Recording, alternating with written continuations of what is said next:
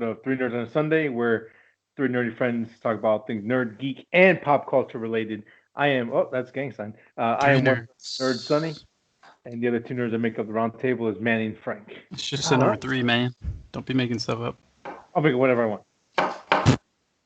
Okay, sir. I apologize. I'm surprised you didn't say because that's the Rock says. Oh, no, how's it go? That's the Rock. I forgot already. I forgot how it goes. Anyway, that's Isn't that Stone Cold? No, it's the Rock. Okay. See how I'm out of Well, touch with Stone Cold said so, yeah, but then the Rock has one that says the Rock says, the Rock says, You roll and touch your mouth. something like that. Yeah. you jabroni.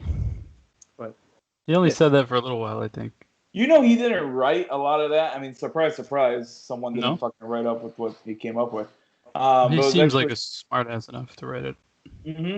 Well, actually, I think Lau is it? No, fuck. JR, I guess was a writer at the time for WWE. I didn't know that. Did you guys know that? No. Did you know that Hulk Hogan showed up in Gremlins too? I think I knew that one. But So anyway, many people showed up. yeah, I think JR came up with a couple of his catchphrases. I forgot which ones exactly, but yeah, that's I didn't know that. I didn't know he was a writer on it, so I thought that was pretty cool. He does. Yeah, He check does both. everything. They are like. Oh, okay, yeah, him. Yeah, No, because there's Jerry the King, right? yeah. Yeah. And JR. But Did you guys play BioShock? Yeah, Yes, I did. loved it. All three. Loved it? Yeah. What would you compare that to? What kind of game? Hmm. What do you mean compare? It's a shooter. Little bit of What does the RPG word because you compare have mean? spells and stuff like that. Not spells, but powers. Is it almost like Dead Space? Nah, it's Maybe it's more just like an action RPG, I guess. First person. All three of them? Even the one Infinity? they're all All the three. same style. I really can't say it's comparable to anything else. They're pretty without- good. There's a twist in the first one that I think you would like. It's like your kind of twist. Hmm. and Yeah. it's nice because it actually works with playing the actual game and it makes sense. It's really cool. Yeah. I need a new game after I'm done, if I'm ever going to be done. Oh yeah, we are recording. I need a new game even after I'm done playing The Last of Us, if I ever get done with it. So I wonder. I might sign up for PlayStation Now. Try it for a month. Just try a bunch of different stuff. For $10. I for 1 month. I don't know if I could do that for 1 month. I might What's do. good is you don't have to keep downloading and taking stuff off. Oh, you just play it? I think it just streams. Yeah. Ooh. Yeah. See, like Hitman 2's The on there. Xbox One, you have to download everything first. I almost kind of wanted to play Hitman 3, but I never played the other one, so maybe I'll try Hitman 2. I might do this. Holy crap. What is it? $10 or something? For 1 month it's 10, for 2 months it's I'm sorry. For 3 months it's 24, Ain't bad. and then for a year it's $60. There's have you played Zero Dawn? No. It's on there. You should play that. Zero Dawn, is that? You would love that. Dinosaur robots. Oh yeah, Horizon. Open Yeah. world, yeah. They just announced the new one, right? Mhm. Yeah. I think it's Yeah. this year. It's gonna be out. Dinosaur robots, you say? Yes, used to be Yep. DJ. All right, maybe. All right, man. This might got me. You guys want to get into the news? Let's get into it. So we're gonna do news. We're gonna do news, nerd outs, and then our new kind of end of topic / spoiler talk is WandaVision now going Yes. forward. Cool. All right. Yeah, for what, another month or something like that? Yep. At least 5 more weeks, and then hopefully we'll get Maybe Winter Widow or Soldier something. and Falcons Falcon. Okay. Yeah, hopefully. All right, who wants to go first? Sonny, you go first. You got a whole bunch. Well, all right, then I shall go first. First offering to the table. Ghostbusters Afterlife release date delayed until November. Dang it. This comes after a long slew of stuff that is being pushed back again. Forgot what company it is offhand, but this I think is the one that popped out to me the most because I actually did want to see this. The Sony, trailer, isn't it? the trailer actually looked good in it. Yeah, The trailer looked good. I was like, huh, okay, I'm in. Usually I don't like the whole kid or son children aspect of like popular movies going like let's just gets annoying, right? but this one actually felt like I don't want to say 80-ish, but it felt that kind of like like these kids in a shitty place, and they're like, hey, we got a car and some stuff to blow shit up. Let's do go. Let's Look ride through good. this small little town and blow stuff up. And it was cool to hear the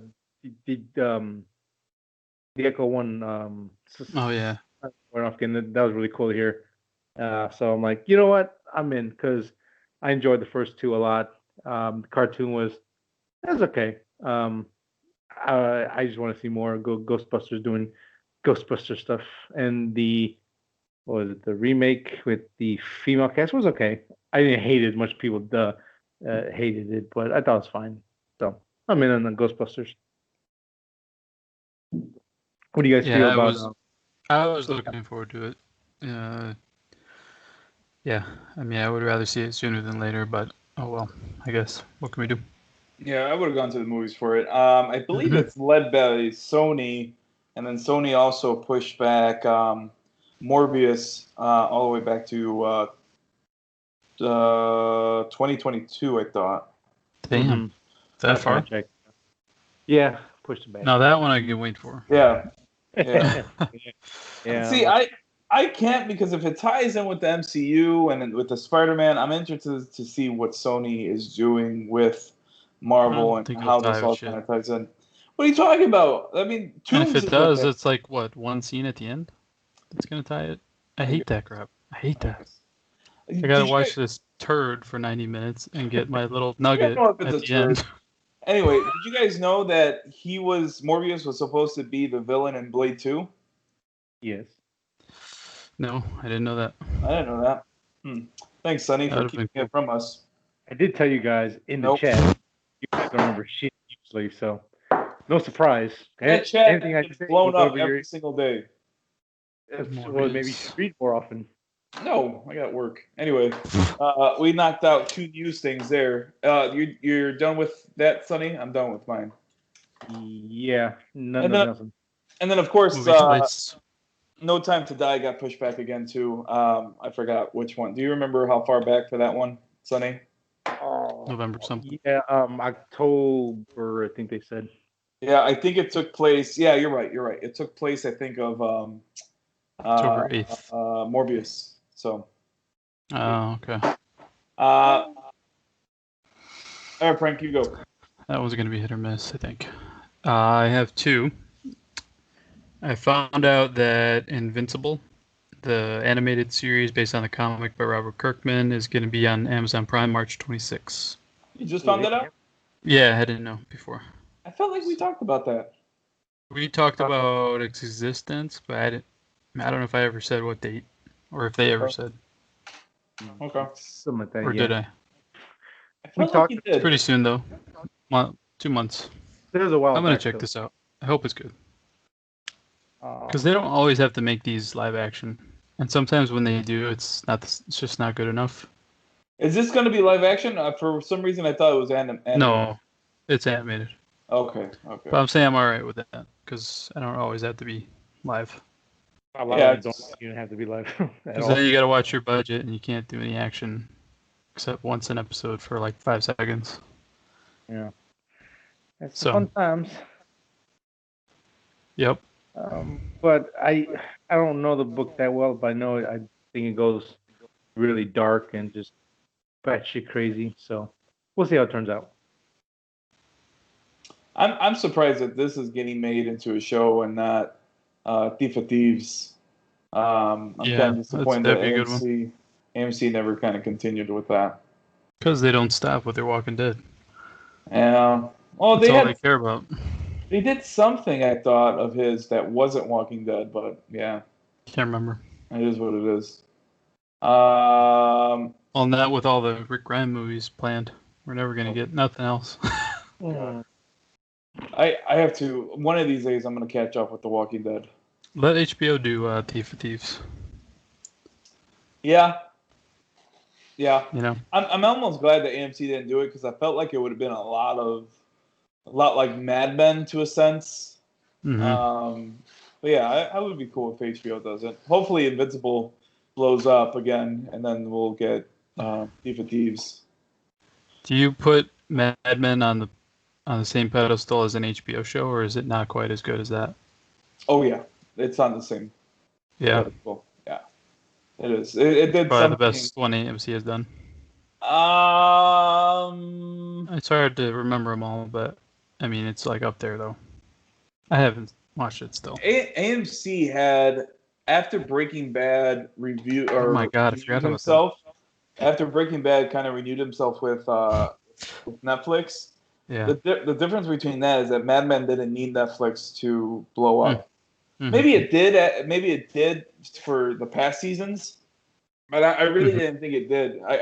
It wasn't on the verge of cancellation ever, where Breaking Bad was.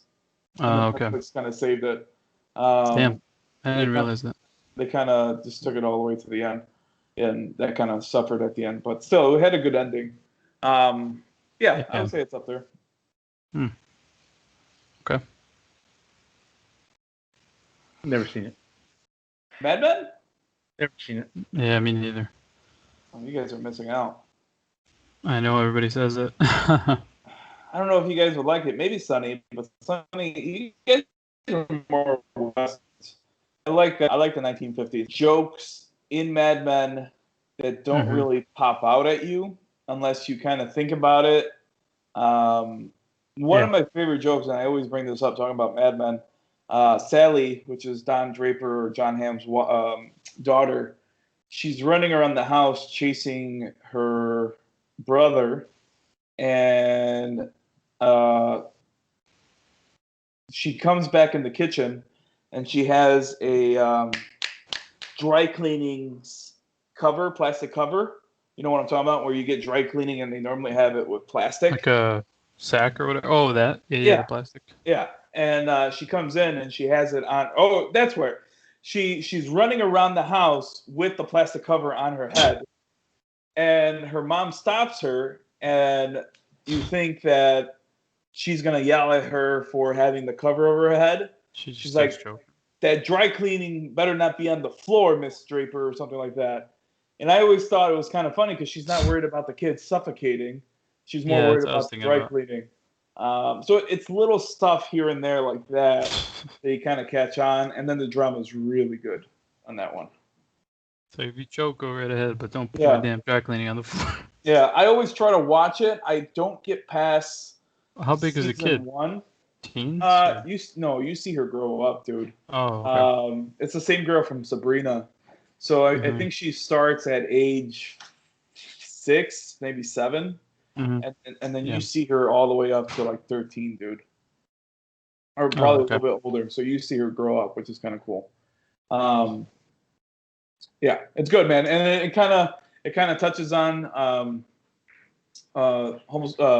gays in the 50s, how they were kind of looking like there was a cool build up to a character that I can't talk about it if you guys aren't going to watch it. Yeah. Or if you guys are going to watch it. And maybe I won't talk about it here because the build up to that I thought was so cool. Like it was one of those things where I really did appreciate the storytelling on that. And the storytelling in that show is really good. Damn it. So I got a big ass list right now. Yeah. I don't think Mad Men's at the top, but if you do start watching that, it's a good thing just to have right there. But yeah. Sonny, you want to go next or me? You go next. Okay. My next one is going to be Microsoft is increasing the price of Xbox Live Gold. So let me get to the pricing. That's also Right. my news story. So, Ha well, you can help me out with this one, Sonny. so they are increasing the price. So they canceled the Increase the 12 real- months subscription. Now there's only 6 months, and that's now $60 for 6 months. So if you want a year, you have to pay 120. Mm. Um, So the was it? so It wasn't 60 before, was it? no, 12 months was 60. yeah, Oh, okay. And But now 12 months is 120. yeah, no, well, no, there is yeah, no 12 months. You 12 got months. to buy 2 6 Yeah, months. by 6 months. So they took off 12 months, I guess, a Mhm. while ago, and didn't really say anything. Mm. So now 1 month costs $10.99, 3 months costs $30. So they make. I mean, they're wanting you to go try Game Pass. That's what Yeah. this is. For the Uh, whole. I think Because what they're monthly with Game Pass is 15. because this is what they're doing. So if you have, let's say, 6 months left on gold when they of the price, the Microsoft is actually saying, hey, listen, you can transfer that over to the Microsoft Play or whatever Game it's called. Pass. Thank you, Game Pass, and Mm. then that will pay, and then once that runs out, you can continue with Game Pass if you wish. Um, I think this is the way of getting people to move to that service without increasing that price from 14.99 a month higher. So they're trying to push out. I don't want to say push out the old people and the Microsoft and the Xbox users. I forgot what is the Xbox Series 1035, 360, 10, whatever they're on. Mhm. Uh, I think they're trying to get rid of gold permanently soon here. They want to everyone to switch over to Game Pass. So. Yeah. Yeah, they apparently they took off the 12-month membership in July of 2020. So that kind of went, to me at least, unnoticed. But I haven't played Xbox in such a long time. Yeah. So that is kind of weird, Seems like especially everything's going up. Netflix going up. especially Microsoft. if you look at that. What I was going to say that what Sonny brought up is that 1 year of playing has to be $120. That is nuts. That's a lot. That is nuts. I'm kind of surprised Sony is only at 60 because you get those 2 free games every single month. Well, apparently too, you It don't really need does pay PlayStation for itself. Now or PlayStation Plus for all the games. Apparently, you just need it for a Really? couple of them. Mm. Like Warzone, I think you don't need PlayStation Plus, but Oh, okay. you do need it for Call of Duty if you want to play multiplayer on that. But for Mm. Warzone, any of those free to play games, Oh, I see. apparently you don't need that. Hmm. So that's kind of huge. That's what my friends Yeah. who play a lot said. Well, that's actually really strategic if Xbox is the opposite. Sony could be like, oh, dude, if you want to play games for free, you don't have to have Plus. Just come and buy our console instead. Yeah, and then There's so many people that just play those nonstop. Yeah, Sony. in the article they did say if Fortnite users would have to start paying 120 a year. What'd you say? So, um, the article they said that Fortnite users for Xbox would have to start paying 120 a year. So switching over to PlayStation, where free to play is free to play, you don't need to buy, Plus or all that extra stuff. Yeah, Really helps Yeah. that too. So that's pretty interesting. yeah, that's what my friends got. That's what my friend said too. It now costs 120 per year to play Warzone on Xbox. So Damn. That's too much. that's kind of nuts, man. Too many fun. I somehow always find a $30 card for a year on PlayStation somewhere. Yeah, And so if I'm getting anywhere near, I just buy the $30 one. I'm good for a while. even if I'm not near, I mean, Sony could easily pull this shit They too. stack. You just got to stack them up with that. PlayStation will come out with their own kind of Game Pass. I think that's what I was reading. It's going to be a little bit different from PlayStation Now. I don't know how different, but we'll see how that goes. And I just saw PlayStation Now has 7-day free trial. So maybe I might do this more and more. Hmm. Intriguing. All right, Sonny, you want to go? Sure, I'll go.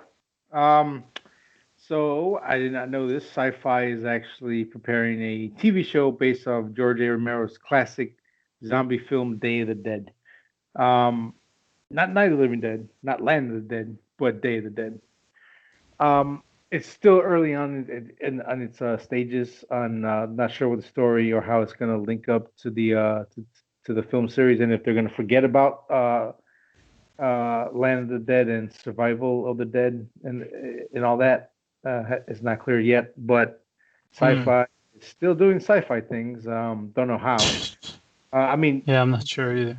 they've made good shows in the past, but they've always messed it up, getting them canceled too early, or being too ambitious with the project, and they didn't catch on so fast, and they kind of shot themselves in the foot. Mm-hmm. Are you guys Um, surprised that zombie stuff is still this big? Uh, Not no. really. Um, It's gonna be one of those things that's never gonna go away. It's just gonna get less Well, popular, then more popular, then less. vampires went away. Yeah, but they come back all the time. When? Last They time they come were back. back. Last time they were back was like Twilight. yeah. Vampires in the Bronx. So, I mean, they always. Yeah, they take turns, man. Sometimes people don't care about vampires and they care about zombies. You know. Werewolves never happened. Partly well, with Twilight, I guess. Werewolves really Oh, I guess hard. they did. But Werewolves are really hard sort of. movies to like make well and interesting. Why? Uh, yeah, part of it is the Because creature design. It's like you go like a man in a suit that looks like a furry. You don't have enough money for good CGI, and it's just something about werewolves don't really catch on with a lot of people typically. Um, I even guess they're like too far dog removed from a human. even Dog Soldiers is like a cult hit. It's not like it didn't make a lot of money. It's not that popular, but if you're in the genre of horror and you like that stuff, then you know Dog Soldiers. I think American Wolf in London is probably one of the most popular ones, but Yeah. past that, they're very few and far in between. I don't know why. Hmm. I mean, I think they're really good movies when well done, Yeah. but it doesn't really catch on like zombies or vampires or I ghosts. mean, well, Underworld was popular. Yeah, That was probably the how last many one. Very did? hard to do though, because it's like I think there's not a lot of stories you could tell, or at least people haven't figured out what else to tell with I'm gonna werewolves. say I feel like that's an untapped area there. So, Oh, absolutely. Hmm. ooh, Heavy Rain is on PlayStation now. Good old Heavy Rain. Man, these graphics for Heavy Rain was not bad at all. Not too bad. They still look pretty good.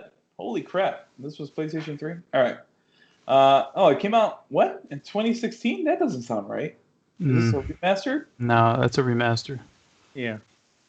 Yeah, remaster. Okay, no wonder it Must have been doesn't. like 2011 or 2010 or something. Yeah. Okay. Cool. You good with that, Sonny? Anything else you want to add on? No, I'm just curious to see what they're gonna do with the next. A lot of speculation, but I'll just wait to see what they're gonna do. I'm not gonna lie. If it's sci-fi, I'll pass maybe. No, I have Someone no way to tells watch it anyway. someone tells me Helsing or Van Helsing on Sci-Fi is pretty good, and that's on Netflix. But I Winona haven't. Earp is really good too. I would watch that. I love that show. So, Well, who's got next on the news cycle today? Hulu? What'd you say? Who's next? Who? Oh, Frank. Oh, who I got one left. Go for it. Resident Evil 8 Village has been given a trailer The Village. and a This demo. vampires. You can also get a demo now. Yeah, that's a good point, actually. And werewolves. vampires. There's vampires and werewolves in this. All right, Capcom's doing their best to fulfill your wish. It's two. So if you ignore this game, then it's all your fault that werewolves don't get any love. Hmm. But Never played trailer them. looks creepy. 7 was definitely really scary. And this looks good. There is a demo, like I said, so if you really want to try it out, Go right ahead. Oh, hold on. The key thing to the demo, though, it's not going to play how the game plays. That's what I read. It's going to be a little. Okay. It's going to be a little different. It's more. I think this demo is more of like a track that you kind of follow. I was watching it. The demo is right now only exclusive to PS5, if I'm not mistaken, and then the other systems will get their own kind of sense of demo later on. So, because I think this is going to be a PS5 exclusive for now. The game, that is. The demo or the whole game? The whole game. And the demo, really? I believe. Holy crap. Okay. Yeah. Yeah, this is a very different take, so I don't know. I guess a new strain of the virus, who knows what it is. Shit, every game's a new damn strain. Yeah, pretty much. It just never ends. I won't say it's convoluted at a certain point, but oh, it's extremely convoluted. It looks these girls, man. I think it's worse than Metal Gear, honestly, as far as convoluted. Absolutely not. Absolutely not. That game, Metal Gear Solid, is a clusterfuck of clusterfucks.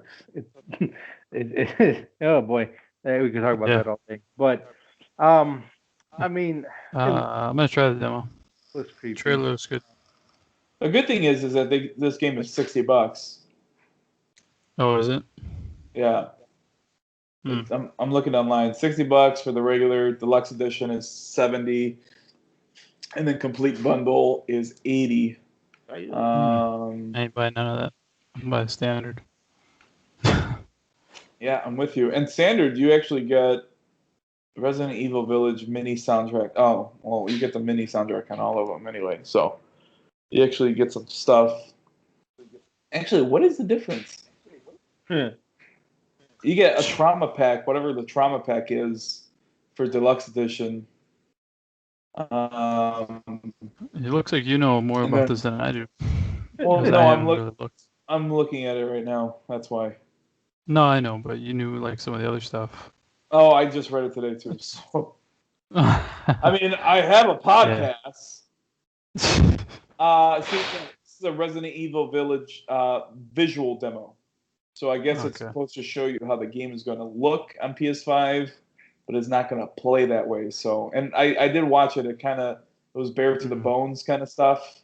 I haven't played Resident Evil in a long time, so I can't tell you how Resident Evil normally plays, but I didn't imagine it played like what I saw. So, yeah, good point. Yeah, I think I've only beaten 3 games in total. I haven't played since 5. 4 is the best game. I played part of 4. I like it. 4 is like top 20 all-time games, I think. Is 4 the one? Is the 4 the one with the chainsaw guy? Yeah. No, I never played it. That was the first one. Yes, the chainsaw guy. Yeah. There was one that came out on GameCube where you're in the mansion. I think it was probably a remaster. Might have been 2 or 3 then. And I kind of played that, and I couldn't play it, dude. I think it was probably 3. I couldn't play it. I just gave up. Oh, it's still the old style controls. It might have been, yeah. And I'm not going to play this game. Fuck that. All right. Yeah. I got one last piece of news. Actually, I want to save my news for last. Because this is one that we were going to start talking about on our chat, and I stopped to save it for this, which we probably won't go deep dive, but it might have more of a conversation impact than maybe Sonny's. But I don't know Sonny's news, so I don't know. You got another one, Sonny? I got 3. Oh God, yeah, go shoot them off. I'm pretty sure one of these was yours, but if you're not going to use it, I'll take it. Are you talking? No, well, that's the one I'm going to use then. Which one? Are you talking about Black Mirror? No. Are you talking about the Microsoft one? Oh, no, I know what you're talking about. You're talking about Godzilla. None. Oh, what the fuck? Okay, just go, dude. Peaky Blinders will end after the 6th and final season. And they're not really sure about having a movie at the end, like they did with Deadwood. It looks like season 6 will be it for now. I am terrible with names. The lead actor in it, Cillian Murphy. yes, thank you, Cillian Murphy. He has expressed in the past of not wanting to do this character for too long because he didn't want to get stereotyped as a gangster type or be, pigeonholed in that type of thing. He already had a career outside of that show, so why? Yeah. Because yeah, but I think a lot of people know him from this more than anything else. Oh, I don't. Because Okay. well, you ain't everybody. I'm somebody.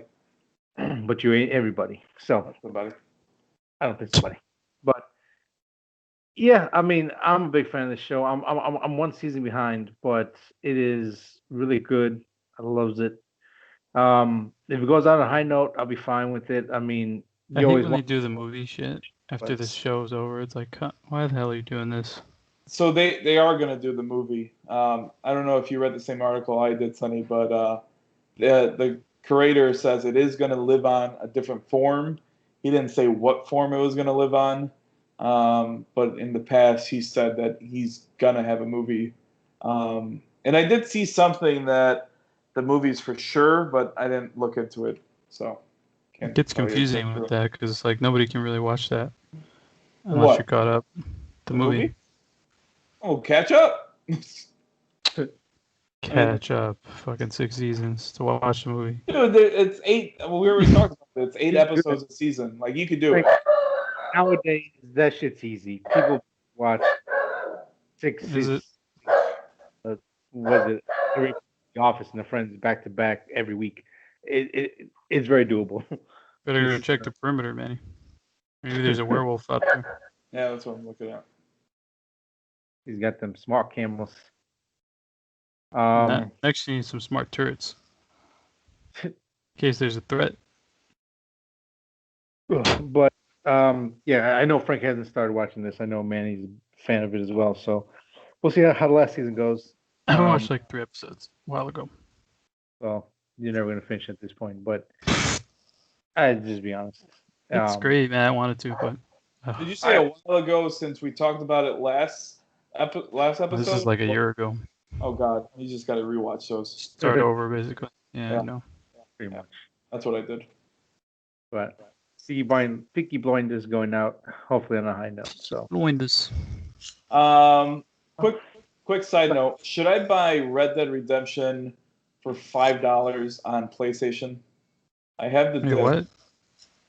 Should I rebuy Red Dead Redemption 2 for $5 on PlayStation and just have it as digital? I thought that was the online only. No, that's the whole game.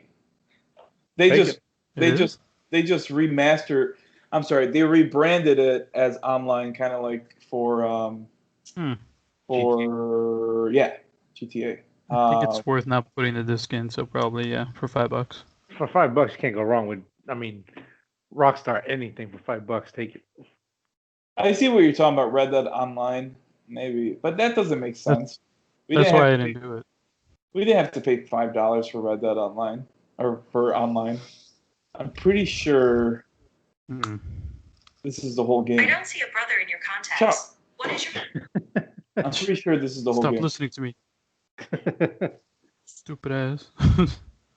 That's kind of weird because it says Red Dead Online, the Ultimate Editions, Red Dead Online, Red Dead Redemption 2 Story Mode. This just doesn't have story mode. Oh, what did I have in here? Nope, I don't want to buy this. Okay, get back out. All right, sorry. I wanted to. It's all good. It's all good. Ask you guys about that because I don't know if I should. 5, yes.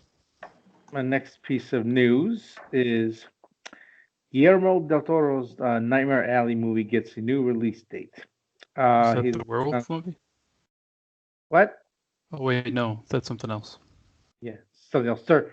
Getting a December release date. He's actually making a remake of a movie from the 1940s that's based off the book of the same title. See if I can look at the cast. I forgot all about this.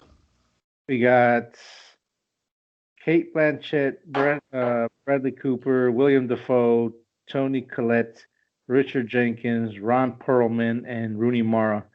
This is basically about the seedy underbelly of show business. So, and he is gonna make it a period piece in the 40s noir, 40s noir style, 50s noir style, because I think he was asked, or they thought, did you ever think about modernizing? He's like, no, I think this story is best told to be told in the era that it came out in. So Mhm. I'm excited. It's a noir film. It's Guillermo, one of my favorite directors of all time. Two things I love: the noir. Is this the one with no horror in it? Probably. Yeah, yeah. I mean, maybe the horrors of humanity, but not like monster horror thing.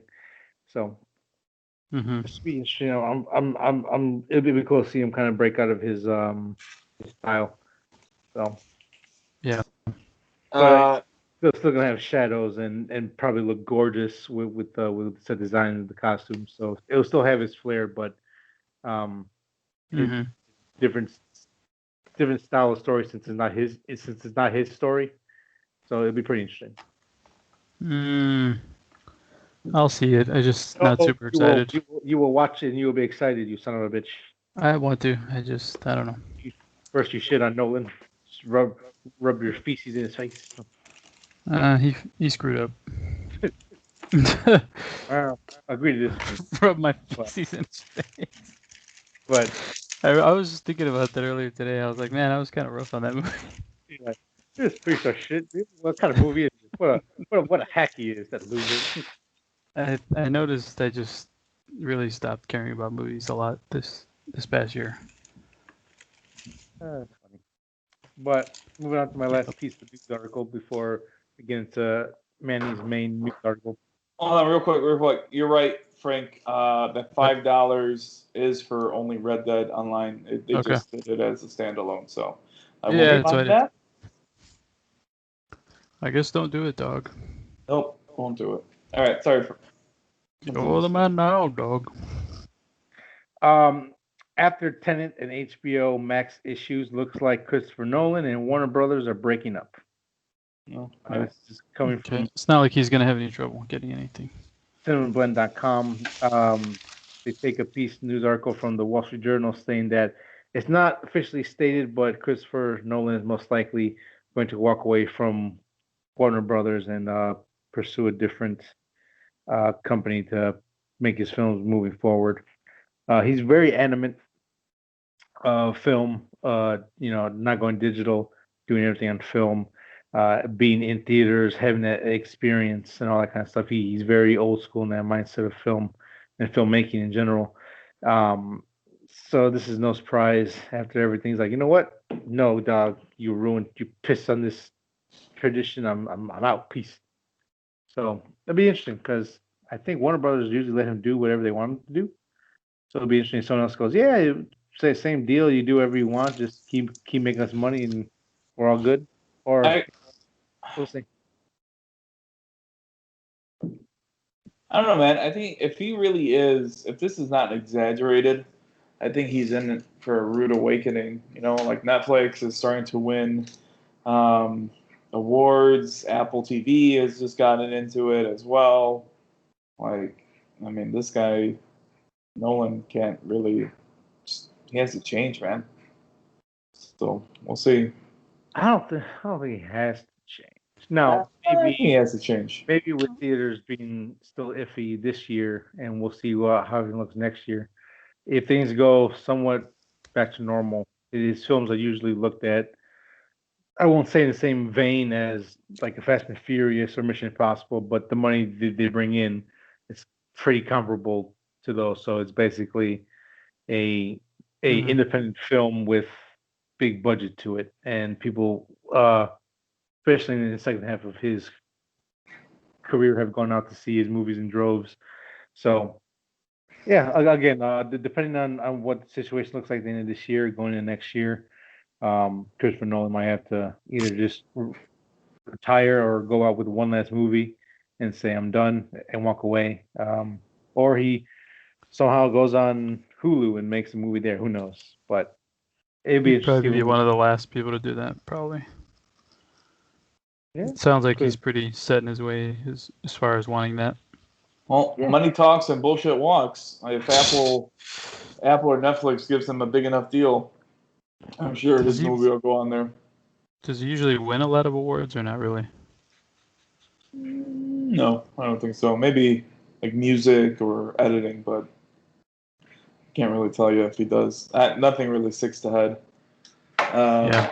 Yeah, the Oscars in general for me don't really hold that weight they used to when I was younger. Like the technical aspect of like sound mixing, editing, costume, that stuff I still hold like weight to it. But when it comes to like the actors and directors and writing and all that kind of stuff, it's like, oh, we forgot to give it to you for this year, so we'll give it to you this year. Sorry. I know, it's so that happens a lot more often. He needs to get a whole new editing team and fucking especially sound. Oh yeah, dude.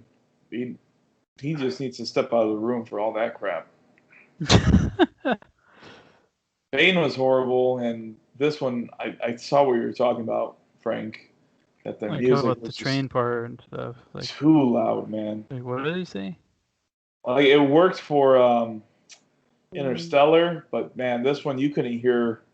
Granted, it wasn't like a big piece of news. Like you could kind of see what was going on. But I would have been pissed if I was in the theater and I couldn't understand that. I already had to rewind this movie like a couple times just to make sure I was on the same boat as the story. So, yeah, I hear you on that. Yeah. But that's it for my news. We'll go ahead and move on to Manny's last tail end of the news stuff. Okay, so my piece of news, where did it go? Uh-oh. Here it is. Microsoft files a patent to create chatbots that imitate dead people. You sounded surprised when I asked you why. I was super surprised. Imitate dead people? Let me go into this. Microsoft has taken the concept a step further by suggesting a 2D or 3D model of a specific person could potentially be created using images and death information or video data of an individual in order to build a chatbot that has the same characteristics and behaviors based on the digital output of a specific person. So the chatbot would be similarly I can't remember this Black Mirror episode, but everyone's talking about the Black Mirror episode. I kind of want to see that now. So did you misunderstood the article, Frank? No, actually, when you started talking about it, I'm like, maybe they could use it in video games, like if they want to use it that actor. But then you said chatbots. I'm like, what the hell good is that? I don't understand. So a chatbot, what do you think of a chatbot when you hear that? I guess, I don't know, live chat agent? I don't even know. Like texting, right? Like in a box? Yeah, exactly. Yeah. So how I take this is that a hologram or a bot that just talks on its own, and it doesn't necessarily have to be in like a text messaging format.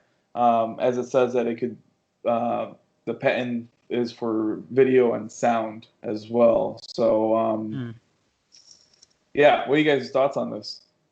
I still don't understand. So you still don't understand. Basically, you're bringing back someone back from the dead. Because humans can't be satisfied with just being where we are now. We always got to push stupid things. Fuck, can we learn? It's not stupid things, and I take this with I take that with resent. The reason why I brought this, and I thought this was pretty cool, and I believe strongly behind it, is that Elena now gets to spend time with her grandparents, which is awesome.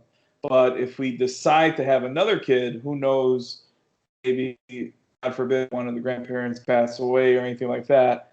And how many kids grew up where you don't know their grandparents and things like that. So if this could be recreated, yeah, I thought it'd be kind of cool. I didn't know that. If this remotely, like you're ultimately going to be the judge if this is your parent or not, if this is similar to your parent. But if it is, and they could get pretty close, how cool would it be that your kid could understand or get a feel of how your parent was if they've never met them? That's what I thought was cool on that part.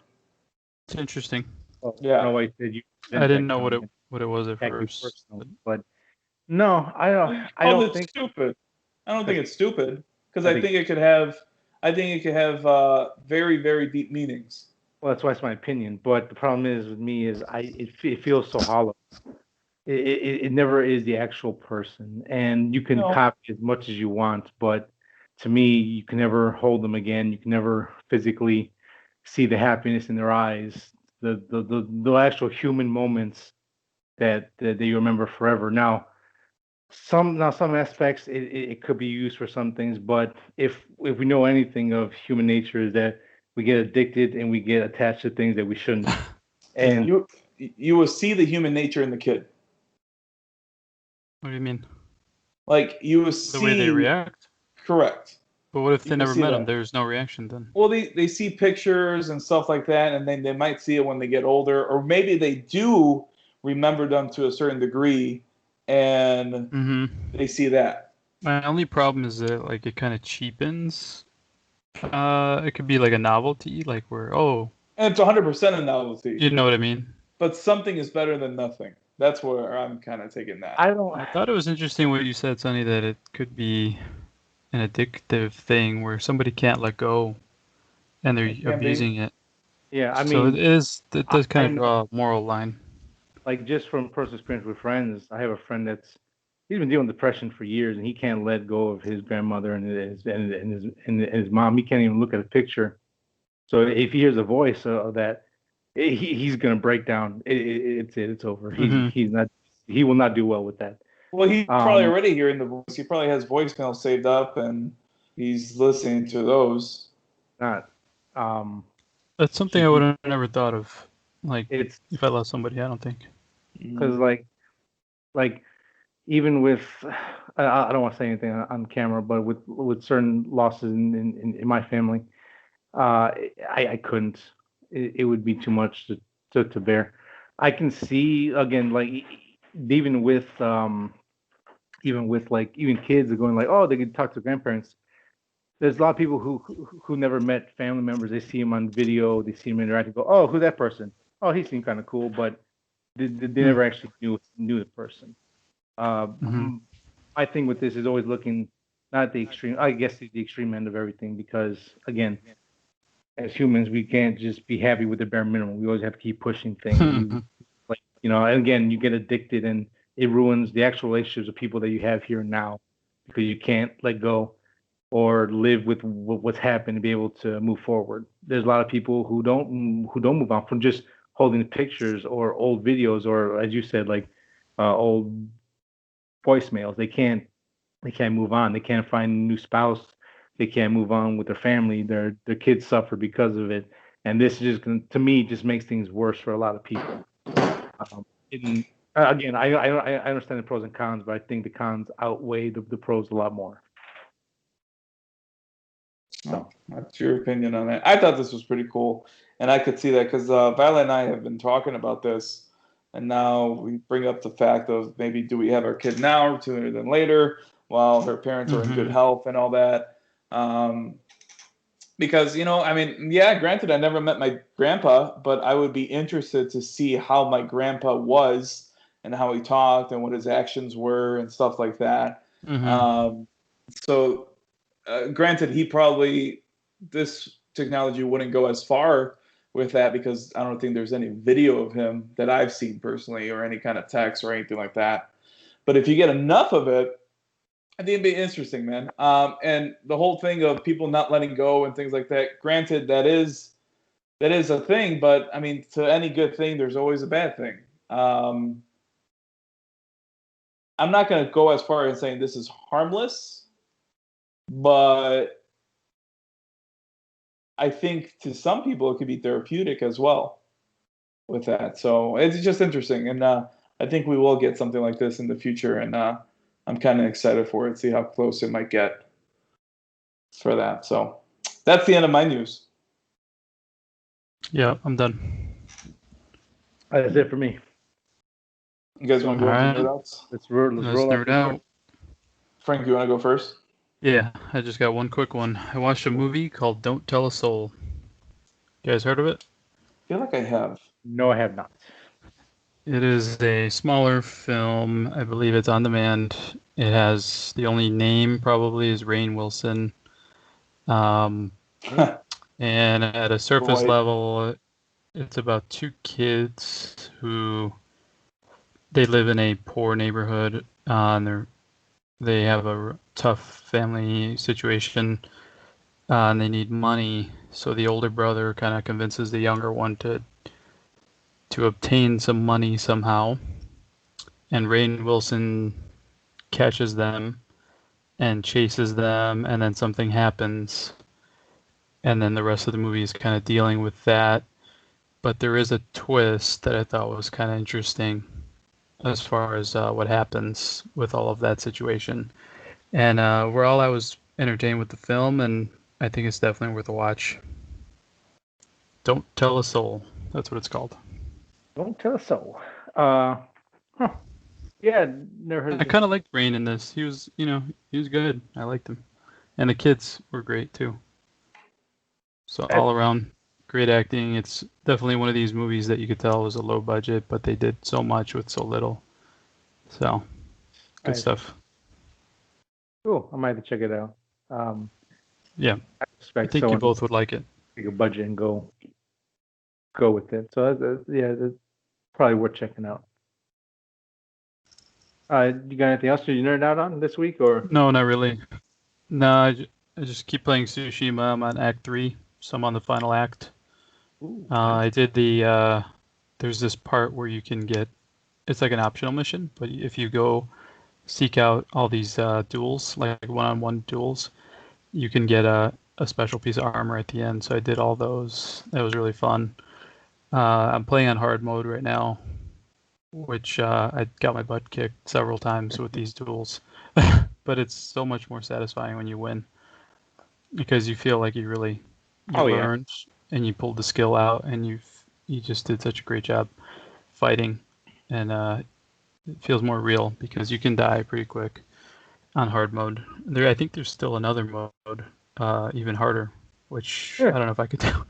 But yeah, and I keep the problem with that game is like I actually want to do the side missions. I actually want to explore, Right. and I spend a lot of time doing photos. So it takes me that much longer to play it. But I'm finally on the last act. Why, when I brought up how long it took for Last of Us Part 2 to complete, if you're a completionist, you're like, no, I just finished the story. And this one, you're To going me, through everything. completionist is like trophies and like find all 200 like secret keys or whatever they want you to find. I don't do that. Not even in Tsushima would I do that.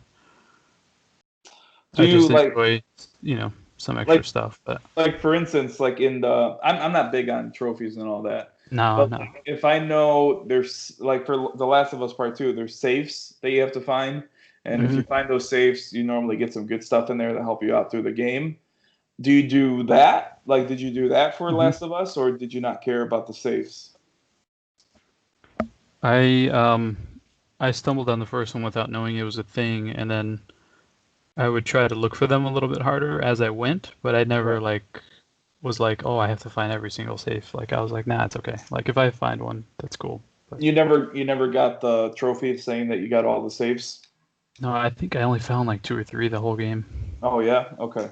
I think that's the only reason why I'll go for the trophies, if I know there's something in the game that's going to help me produce throughout the game.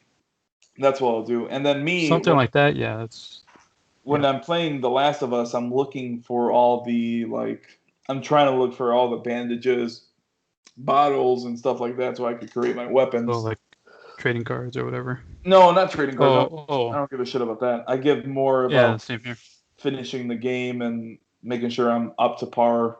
And like upgrade your guns and all that. Yeah, my character is as powerful as it can be. Yeah. Yeah, I do to a point, but if I'm talking about like the last 10% to upgrade, and it's like I'm doing fine without it, then I'm not going to do it. Okay. But if I'm struggling, yeah, of course. So it kind of depends on game to game, but yeah, that's true. completionist to me, is like ridiculous. Looking for stupid little collectibles that mean nothing to me. Well, that's even worse for me for The Last of Us because I'm at 26 hours and completionist is 29 hours. I'm like, goddamn. I don't think I got. I think you're enjoying it though. Like you're It's going through it like in a way. Fucking grind though right now. It's so depressing and stuff. That I think is a grind, and then I don't know, just replaying everything, playing as Abby. Just, Like start over kind of thing. yeah, I was like, God damn. There was definitely parts where I was like, I really want to go back to what we were doing. You know what I mean? Yeah. Yeah. Yeah, it depends on the game. But Tsushima, I think I'm getting close. The problem with that is there's online mode now, so I got even more to do. Okay. This is very cool. What's the last? I mean, I know you're not a completionist, but what's the game you probably got the most completed, or how far? Like 80, 60%. What's the game that you went like the farthest at that you can recall? Oh, I could answer that. Man, I don't even. I can't tell you really. I don't get that far, and I don't even check. It's just like if I finish it and I had a good time and I explored what I wanted to, then I'm good, and I don't even know. Okay. How about you, Manny? For me, it was Arkham Asylum. Arkham Asylum, yeah. Yeah. Okay. Oh yeah, that makes a lot of sense. Well, the one thing the most useless thing I ever did, where I knew that I was loving the game, is like Mass Effect 1, where I actually read every single piece of lore that they had. You read all the codex? That was text, yeah.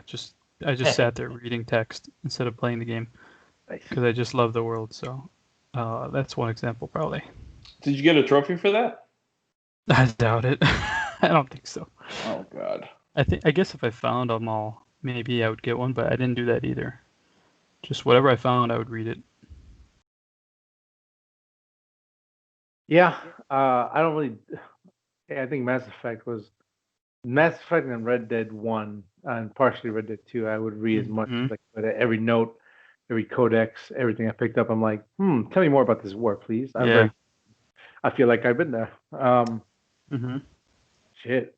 I was trying to think of the game. I was probably got the farthest thing. It was probably a sports game, to be honest. I was really when I was in my young teenage years and adolescence years. I definitely played a lot of sports games, and I've never completed a full trophy game, but probably sport. If I had to get, probably sports games is one I've probably gotten closest to, just because I used to play that shit all the time. You know what's funny is on the Xbox 360 when it first launched, all the achievement hunters were like talking about the easy ones to get, and it was Peter Jackson's King Kong game was like, as long as you beat it, you get 1,000 points. Yeah. You don't have to do nothing. I forgot about that, dude. Getting the full 1,000. Yep. See, that was pretty cool too, man. Like, I think that's what made Xbox explode for 360 is that you had an endpoint if you wanted to collect those. Now, well, I haven't played Xbox in a long time. I don't know I think they still have like a full 1,000. I think so. But those were, that was cool, man. Back in the day, that was fun. Like, especially playing Gears. Oh, this one cost 50 gamer score. Man, that was hard. Or some they actually made gamer score mean something back then. Yeah, now it's kind of like weird because the trophies you have to dig for them. It's not like part of your profile or anything. Like on Xbox, it was like, okay, your name's Weapon X, but your gamer score is this. You know what I mean? Yeah. Actually, it was like side by side. Oh yeah, I have to take back my answer. Dead Rising. I think I got like 85% done with that game. I played the shit out of that game. The game console. But yeah, I always remember you talk on. Oh, he's got a gamer score this much. He's a fucking piece of shit. We're not gonna play with. I'm like, God damn. All right. So yeah, those were the best days, man. Oh, 360 era was the best. Gears of War one. It really was the best. Yeah, that was great. Cheers, all right. Well, that was memory lane. That's what I did this week. What about you guys? I'll go next. I didn't finish Samurai Jack yet. I'm on episode 7. Really good. It's fucking fantastic. 7 already? Damn. Yeah. So good, man. The action is very good. After the first episode, that humor from the original series starts to carry over more, which is cool. It is funny, Yeah. the little jokey moments, but it is a lot more intense. Yes. There's blood. There's actual human on human death. The tone is just kind of down. The tone and the stuff that Samurai Jack is going through, without spoiling anything, all the shit he's going through. Mhm. It just shows how. I mean, I think Samurai Jack as a series is a classic already as it is. Mhm. But man, if they had a lot of those tones in the first original 4 seasons, this would be like consistent on the list, like one of the best shows ever. I guess because he always still had hope in the original, and now he's kind of lost that. So I think the tone goes really down. Well, I guess the way that they presented like the good guys and bad guys, because the good guys were like, "Oh no, we're being oppressed. Yeah, we're free. It really like showed that like, oh, Oh, right. we're beating down the shit like they do in season 5. Again, and visually, it's still on point. It's telling a story without using any words. Mhm. Absolutely gorgeous cartoon to watch. Yeah. Don't forget to try Primal when you're done. So I'm getting close to that. I think I have maybe like 4 episodes left. I'm happy I was able to watch the last season. So because because like I said, I think last week it had a big impact on me as a kid. So Oh yeah, for sure. can't wait to see how it ends. But past that, I watched a movie that I never watched. I regret I never have that I didn't see it sooner because it is amazing balls. Tango and Cash. My friend used to always say one of the lines in there, and that's it. But I never saw it. Oh, I fucking love this movie. Rambo is a pussy. Yeah. Dude, I didn't know Tango and Cash was Stallone and Kurt Russell. yeah, dude. I John Ruth fucking didn't know it was those two. Yeah. I gotta watch this again. I've never seen it. I've never seen it. It is it's the last hurrah of the '80s because this came out in like '89. It's fucking funny. good. Their chemistry is really good together. They're funny. The action's pretty fun. Was that one of the only times they were together? Actually, I have seen this, but not fully. I think it might be the only one they were in, from what I can remember offhand. But there's so much shit going on in my head. I have so many random things just popping up. It's hard to remember. But I did like it. Yeah. Oh, I love it. I was like, the first 20 minutes is cheesy, but like, and I'm like, son of a bitch, I've never seen this thing. This is awesome. Yeah. For those who don't know, Tango and Cash is about 2 narcotic officers that get set up for a crime and get sent to prison, and they have to clear their name. Stallone is the educated, suit-wearing, muscle-bound, smart guy who, like, I just want to see some action. I'm going to go out to drug dealers. And Kurt Russell is like the typical 80s cop you think of. He doesn't have much muscle. He's kind of flabby, but he knows all the dirty tricks in the book. He lives in a shitty apartment with a shitty car. He just loves to beat on people and have one-liners. Yeah, man, it's just a fun-ass movie. Sounds good. I want to watch it. I absolutely love the '80s for their films. Their horror, kids films, action. It was a good time because you were able to push boundaries then. Back then, and people start getting sensitive. I think it's on HBO Max too. I was about to ask, where'd you watch it? We might have lost Sunny though. Yeah, like maybe a radio. Oh, it's on Max. Yep. Yeah, it's on Max. So, oh my god, I'm gonna watch it next week. Tango and Cash. I give it a recommendation. It's a great Rambo. So, it's a good movie, man. Yeah, nice. So I don't know. I could check on my phone, but I don't want to. I gotta find Cobra now next. I don't know if I can find it, but I never knew what Cobra was about until I saw someone talk about it on YouTube. I'm Oh. like, this Cheesy is cop this, movies. this is either cheesy fucking awesomeness or someone needs to remake it because it's stupid, but it's also an awesome story. It's I remember me and Manny went on like a Stallone kick, and I was like, dude, let's watch Cobra. Oh, I still gotta watch It's good, dude. That one's worth a watch for sure. I think it was around the time that Expendables was coming out. Yeah, exactly. Cobra is good. I think you would like it. Yeah. I mean, it's an axe wielding. He's like cop. Yeah, I want to see it. he's like a down on his luck cop kind of thing. Or I don't even know is he a cop. I don't remember. I thought it was like a hired, Like almost like a bounty hunter, no? almost, I think. I think it's a cop. Just check it out. It's good.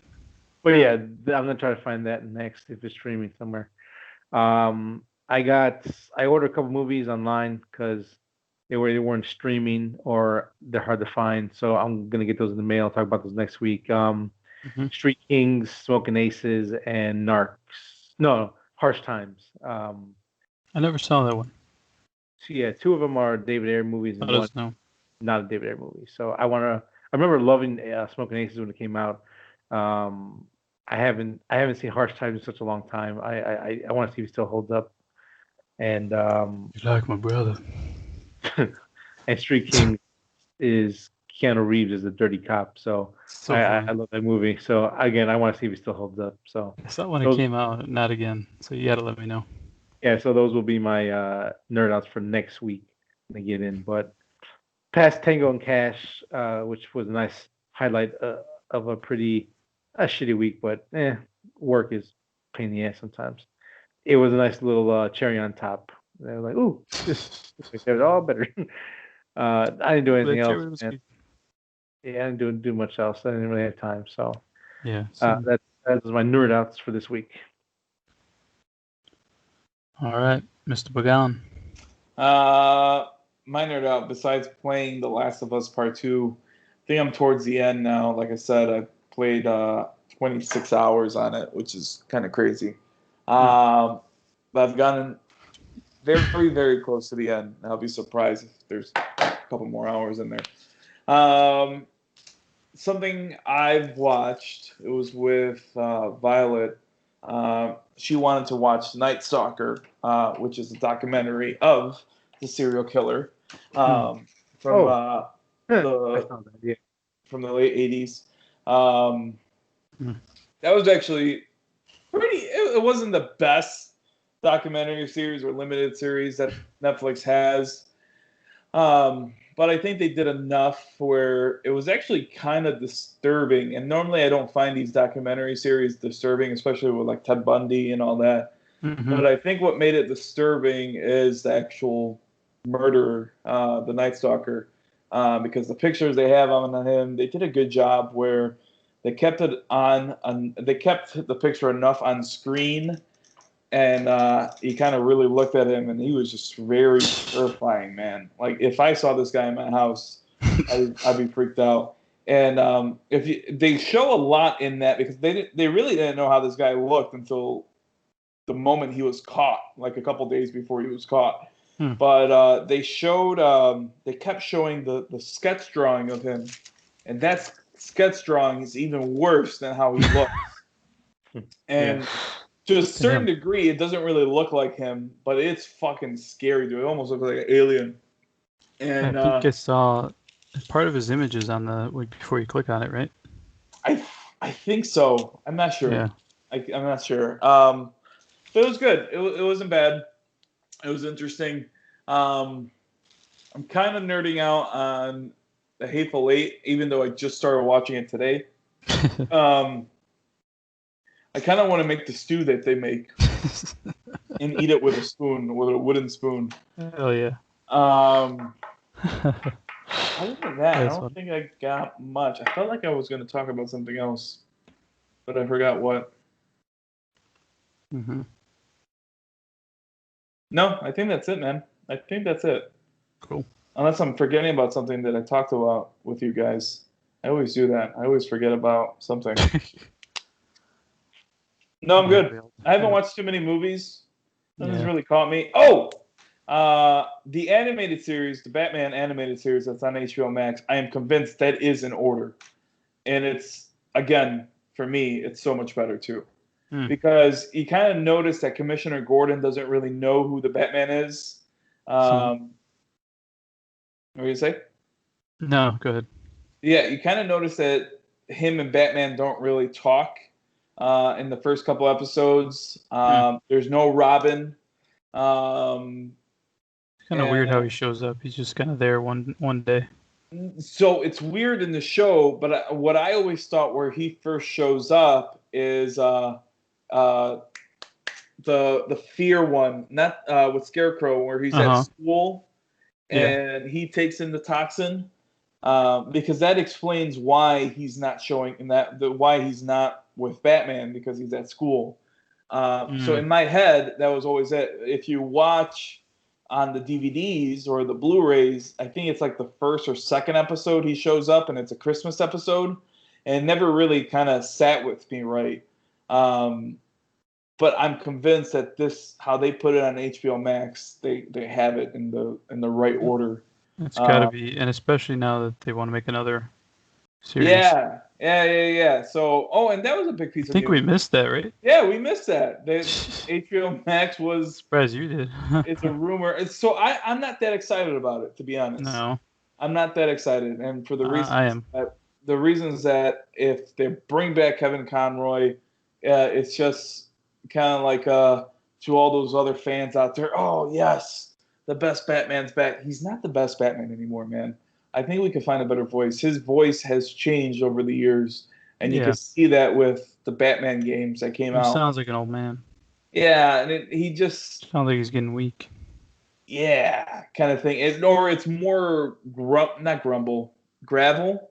What's the word I'm looking for? It seems like he's trying to pour it on more. Yes. Like, you know what I mean? Where this one, it's more of a younger version, and he's just getting older. But the one who's actually kept up with this character, in my opinion, is Hamill. I think he has kept the same Joker and the same voice straight through. I think so. Where I'm sure you can see a couple differences, but for the most part, it's the same Joker. But yeah, I'm convinced that this one is. And then I'm planning on watching Batman Begins next. I wasn't a huge fan of the show. There was a couple episodes that I liked, but I want to try to give that another go with that. What do you mean Begins? I'm sorry, Batman Beyond. Sorry. Okay. Yeah, Batman Beyond. Yeah, but you weren't a big fan of that, right? No, I guess I wasn't. But I'm not a big fan of the animation from the last season of the animated series either. Oh, okay. Where it was more of a boxy kind of look to it. Yes. I'm never a big fan of that, and it's almost like a triangle looking. Like, it was weird. Yeah, I forgot why they did it. I at one point I saw why Bruce Timm did it. That I'm also worried about that too. Is that if they bring this show back, they're gonna go back to that kind of style of animation. I'm not a huge fan of it. Especially if it's after. They might be like, oh, well, then we'll do it this style. Yeah, and I guess another reason why I'm not so excited for this is that we've seen animated Batman now, and nothing compares to the animated series. So how is this going to compare, or what makes this top notch to the other? What makes this different from the other animated stuff that we've seen already? You get me? Could be the writing. It could be the writing, but Dini always makes it fun. But you never know. But I'm sure Dini has done something in the past that we've seen, like recently. What, animation? Who is it? Paul Dini, right? Is that his name? Yeah. Yeah, I'm sure he's done something that we've watched. He's really been doing comics, but I could be wrong. Maybe he has been. I'll look into it, and maybe I'll try to hype myself up. But so I guess you're trying not to get disappointed by being too hyped. Yeah, I'm not, man, because in my opinion, I don't see anything that is going to make this stand out differently from what we've already seen. And some fans out there are going to be like, oh, Kevin Conroy is going to come back. But is that really a thing? Like, do you really want him back, to be honest? I don't. I don't really, because I don't If they like his change voice. him, that'd be worse, I think. I get it, and it wouldn't be the continuation then. So Right. he is coming back, and Kevin Conroy seems the kind of person that this is his only gig, and he needs this to be back, and he'll sign up for it. It's so damn long later that it's kind of like, Yeah, I should have done this like 15 years ago, 10 years ago. yeah. I don't want to go as far as saying that he's milking it now or he's just phoning it in, but No, I don't think phoning it, because he's still enthusiastic about it. It's just maybe we've seen it so much that we're just like, yeah, I don't know, lost its charm. I don't know. no, I don't think so, because the show has not lost its charm. I still watch it with awe. No, I mean his voice acting. His voice has really changed, dude. His voice has really changed. Because I heard him do it a couple times, like saying happy birthday to somebody or something, and then I was like, It's different, right? I was like, that was okay. I mean, not but the it's same. not the same. It's not the same. So I don't know. Nah, I mean, sure. you can't keep youth. So maybe that's it. But as anything Batman, I'll welcome it with open arms. I'm just not super excited. I'm more excited for the movie than I am for the show. I'll put it that way. Yeah, I think so. Yeah. The trailer was surprising. But that's the end of my nerd outs. I'm just rambling on. All right, then. Let's get to the main topic. I guess now it's going to be WandaVision. Are we going to do the same thing that we did for Mando? I think so. Why not? So before we They're get short episodes, I don't think it'll take us long anyway. before we get into a spoiler talk of WandaVision, Episodes 1 through 3. thank you for listening to Three Nerds on a Sunday. You can listen to the audio version of this podcast from Spotify, Apple Podcast, any podcast app of your choice. You can watch the video portion of the podcast on YouTube.com. Search Three Nerds on a Sunday. Follow us on Facebook to keep up to date when the episode drops. Always on Sunday. Times may vary, but Sundays for sure. If you're not going to stick around for the spoiler talk, or you're going to leave the watch and then come back, until then, thank you guys for listening to another episode of Three Nerds on a Sunday. We will catch you guys next week. So give you a couple seconds to leave, turn the computer off, empty out your garbage or whatever you were doing. Go ahead, take your time. What? Well, if they're walking around listening to podcasts and stuff. What? You don't put on a podcast when you clean the house or something? You heathen? Oh. Me clean? Come on. Heathens, I know that. No, he's got robots to do it for him. He just pushes the button on his app. Not yet. I'm thinking about getting a Roomba, but I haven't gotten a Roomba yet. Surprised with you don't have something like that. Because I feel like I got a small ass house, dude. Like, do I really need a Roomba? Yeah, the dogs, man. You got a lot of dogs. Maybe. So I think it's enough time. Tomorrow morning, hey guys, the I got robots a here from Roomba. Amazon. I bought 10 Roombas. Like every room in my damn house can be immaculate. Oh shit! It's like, hey guys, you know what? On this app, it says that the productivity of my Roomba is down by 10%. I wonder why the fuck that is. Starts tearing his house apart. What the fuck? Oh shit! There's something stuck over here. So stupid Roomba getting stuck over here. Next week is all right. I went too long with that. We really gave people a long time to. Yeah, I think I played. To go ahead. We'll give a little longer. Nah. Are we all caught up on it? Yeah. I watched shit in the woods. I don't know. Do they? I never shit everywhere. They gotta shit somewhere. Maybe. I don't know. Well, we're talking about one. Overall, are you guys enjoying yourselves? Yes or no? Yes. I think yes. I don't even have to think about it. Yes. I think the things that I don't like are external to the show. It's not the show's fault. Explain. I don't think this is a good show for a weekly format, given how short it is and how much breadcrumbs there are. Where it's like every episode is like, oh, I gotta wait till the last 4 seconds to see something. and then it's like, okay, now wait a week, and it's like, dude, come on, it's too long. I'm not getting the same benefits from Mando on a weekly format, in my opinion. The other thing is that there was such a long wait for MCU stuff that opening with this, I don't think was their original plan. It was and not. I don't think it's satisfying what I've Well, been waiting for. if you notice on episode 3, I mean, this is the whole reason why they released 2 episodes at first, because they knew it was going to be super slow.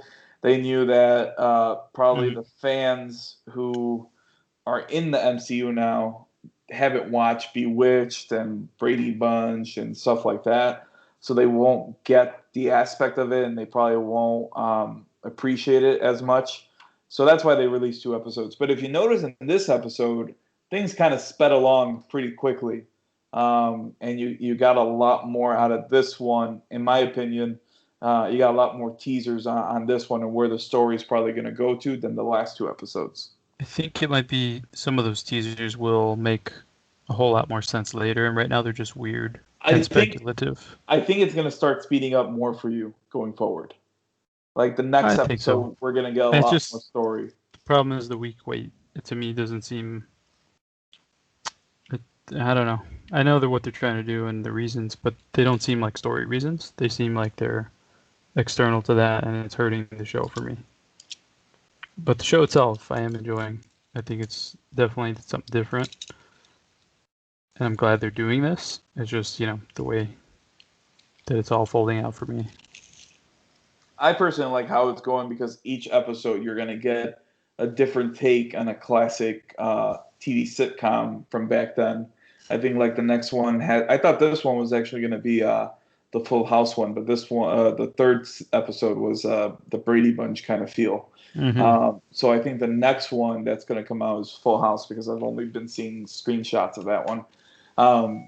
So I'm glad they did this. This is a good change pace. Yeah, so I think that's why for me this works from episode to episode. Granted, I want more, and I didn't read the article. Why they decided to go week to week? I think Mando has something to do with it. Well, it's that they don't want people to free trial it. Yeah, I mean, I'm sure that's one of the things. And they want to pad the content so that there's no dry periods. I don't think they offer free trials anymore. Yeah, okay. I was going to get into that, but I didn't know for sure if they offered free trials anymore. I don't think they do either. That's a good point, because, you could knock out Mandalorian easily and then cancel. Like in one weekend. Yeah. Just make a new email address and boom, cancel it. Yeah. Yeah, I mean, that was just the external stuff, but the show itself, I think I'm glad they're doing this. It was a popular comic series when they did this concept. I read some of it, but I don't really recall that much of it. But this is obviously going to tie into MCU stuff more than comic stuff. Are you talking about House of M? No, not that. What are you talking about? There was a comic where the cover is Vision and Wanda are like in a 50s style house. Oh, doing really? Like a cheesy wave at the screen. Was it about Wanda basically into life 2 fake children? Then she has to go to Mephisto. No, I think that's his name. Yeah, it gets crazy. Yeah, Yep. and like he has to take a piece of his shard soul to put them into the children so they're alive, and then he comes back and swallows them whole for their energy. It gets ridiculous comic stuff. Yeah. That's why that's what people are speculating, that this is tying in with Mephisto. Yeah. And the children's names match, so. Yeah, and her neighbor, and this is where that Easter egg and trying to pick apart everything they say is like devil's in the details and this and that. Oh, and yeah. It's like, that's interesting, because the thing that got me was he had dealings with. It's fine. He had dealings with Wanda. He had dealings with Doctor Strange, and most famously Spider-Man with, I think, Days Gone By or something like that, where he basically saved Aunt May if you save Aunt May, you divorce Mary Jane and you lose all the history, or you can let her die and be like save the old lady. Okay, well that just retcons everything. Oh, Um, right. Yeah. so Ghost yeah, I Rider, mean, doesn't he do the deal with him too? yeah. So he's like the actual devil of the Marvel world. They just don't call him Right. the devil. So it's gonna be interesting because obviously with Doctor Strange coming out and him probably having the biggest impact on the overall story moving forward, Mm-hmm. with um, the multiverse and all that kind of stuff, the horrors of the multiverse, excuse me, and this not showing what's going on. Either she is being manipulated to stay in crisis and come up with these things in her head, or she's doing it on her own accord. We're not sure what's going on yet. Right. And the comic, Obviously, she shakes up the Marvel universe in a really big way, yeah, and then which is what Manny was saying, House of M. yeah, and then obviously we're dealing with Sword here, not Shield. Shield is more defense. I think Sword deals with like interdimensional and Mm-hmm. space threats. So That was the um, first thing I know, like the first Easter egg there. I was like, oh, okay. yeah, so Doing that then. there's a lot going on, very little given. There's still Um, scroll stuff out there. There's so much that they have in the air. like the scrolls are interesting because Scrolls are there. they've been shown, I mean, currently to be the good guys, and we don't know what's going to happen with them or anything like that. But just dealing with multiverse stuff because then we got what is it? Oh, I forgot the bad guy for the Ant-Man movie. We got a lot of stuff dealing with time travel and Krang. interdimensional stuff. Thank you, Crane the Conqueror, I believe. Yeah. We Kang. got a lot. Kang. Krang is Ninja Turtle. Yeah. And it's funny because he's the exact same thing. He's Yeah, I know. interdimensional too. So Like one um, letter off. yeah, there's a lot of. It's gonna this is gonna set up a lot of stuff that's be interesting. I don't think just guessing. I don't think the show's gonna be as fulfilling because I think this is an introduction to the next phase of the world for Marvel moving forward, Mm-hmm. and obviously with the mutants and the Fox deal, all that kind of stuff. There's a lot of shit going on. Um, just to break it down on the episode side, it is really cool because I think they started in the '50s. The first episode it was the Dick Van Dyke Show, and then you had uh, Bewitched. First one was Bewitched. No, Bewitched was episode 2 with No. the talent show because the first one was the hard episode. They're having the cook or they're having their Vision's boss over to have dinner. Mm-hmm. Bewitched was in color, right? No. Well, Oh, some okay. of it. Yes, This one was. the first half of the series was in black and white. Then they switched over halfway Mm, color, and then they switched out the main guy like twice. oh, And then this one was after the Brady Bunch in the '70s. So it's gonna be interesting the '80s mm-hmm. if they go the '80s or they're gonna skip the '80s and go to the '90s with Full House setup. So maybe she's doing this because in Sokovia she kind of grew up watching some of this, so she's in a weird psychological way she has created this to cope with Vision's death or something. I mean, because she wants a normal existence. Oh yeah, I mean, she wants. And subconsciously, the TV shows are bleeding into that. I don't know. I mean, it would be interesting because obviously they have to do a flashback because the only thing we know of her that she saw her family die and she spent the rest of her life becoming a weapon to kill Tony Stark for doing bad things. So yeah, I mean, okay. So again, just going back to the show itself, episode 2 was hysterical. Vision basically being drunk because the gears in his body were being tied up. Hilarious. Yeah. The whole bit at the talent show was amazing. That was good. They're both they're both great at physical comedy. Their movements, their expressions. I always forget her name. Vision's Wanda's best friend who lives next door. She's in everything like Bad Moms and she was in Step Brothers. Catherine Hahn. Yeah, I swear you can plug her out, put her in a time machine, she would work well back in those days. I don't know. She's good. she's I won't say she's a breakout star because she's not on that much, but she is hysterical when she is. Um, Yeah, she's good.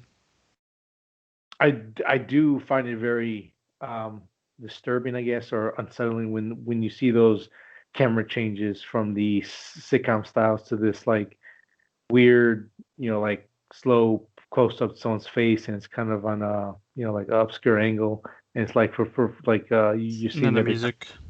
music. It is really effective. Um, Yeah, I just absolutely.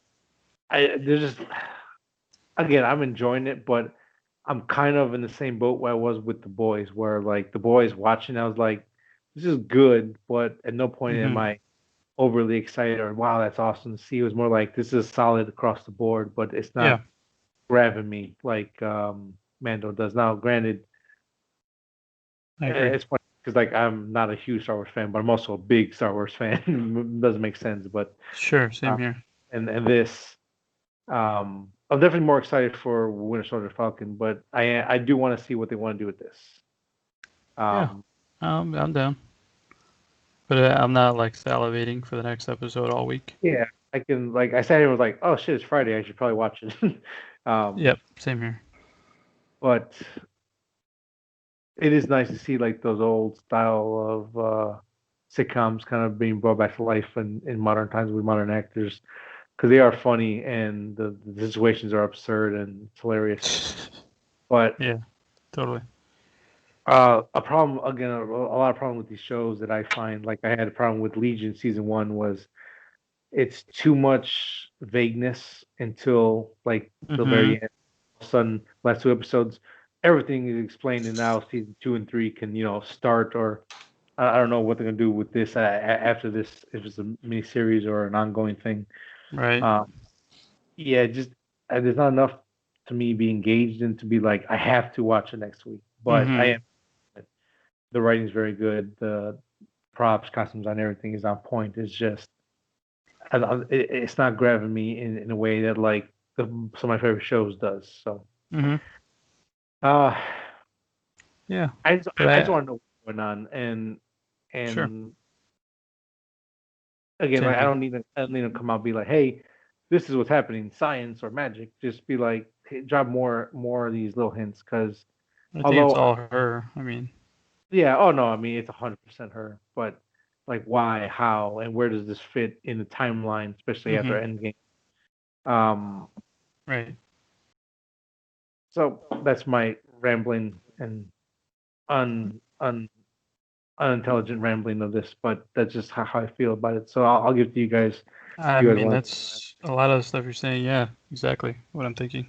Yeah, so you're right. Dick Van Dyke was an influence for both, but I Love Lucy and Bewitched was more on the second episode. I'm fine with this. I'm kind of salivating for this, just Hmm. because more it's MCU though, and Right. the third episode is probably the most interesting out of them all, because you start seeing that Wanda does have more control over this world than Hmm. you have kind of that was kind of shown to you from the first two episodes. Like you kind of see, you kind of notice that Vision is starting to notice that this is not right and something is Hmm. wrong, and he starts telling Wanda this, and Wanda just rewinds it almost like it was almost kind of like a glitch that she rewinds it back. It was good how they did it. I like the editing on that one. Oh, right. Yeah, and then it just everything goes back, and then also the kid, the babies. We don't have to wait a whole episode to get both babies. They just show up, so that was really cool, and I appreciated that. Like a Uh, fast yeah, way. so it's all in her head. The only question is, But where some does I think her name's I don't want to kill it. something with a G. Yeah, she's actually the kid from Captain Marvel. So you remember the little girl in Captain Marvel, like her Really? best friend's daughter? Hmm. Yeah, that's her grown up, But the character, not the actual person. the character. Yeah, the Oh, character. okay, okay, okay. Um, I see. So I wonder why that matters.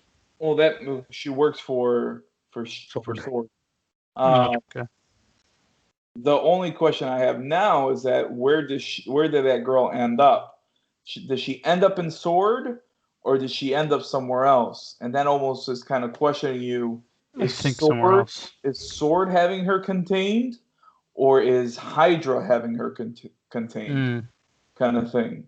Because they came out with guns. I don't know if they might have come out with guns thinking maybe this is finally Wanda coming out.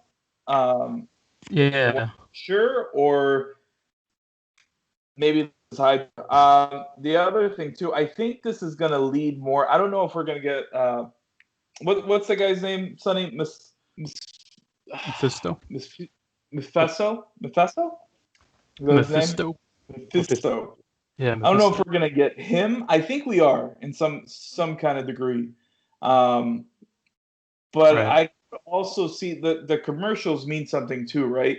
The commercials are a link to her past. The first one was Stark. The second one was The Watch, which was the main bad, or not the main bad guy, but the bad guy that you see from Age of Ultron at the beginning, Stryker, or Strucker. Von Strucker or something like that. Yeah, Strucker. That was his watch, and so this one, which was something Hydra, it was kind of like a bubble bath kind of thing. I feel like this, I think, might lead more into mutants, or at least I'm hoping that it's going to lead more into mutants.